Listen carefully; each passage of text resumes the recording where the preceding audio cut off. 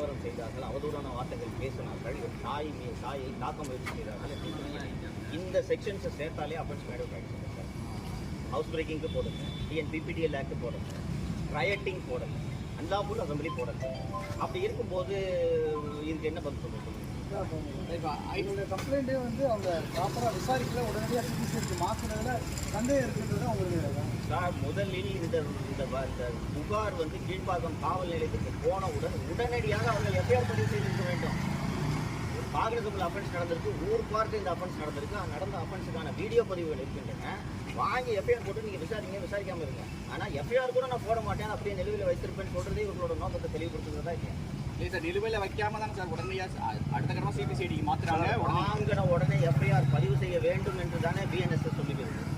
ஒரு காங்கிரஸபிள் அஃபென்ஸ் நடந்திருக்கு, நான் போய் கேட்கும்போது நேரடியாக போய் அந்த புகார் கையில் கொடுத்தப்போ நாங்கள் லீகல் ஒப்பீனியன் வாங்கணும்னு சொல்கிறோம்.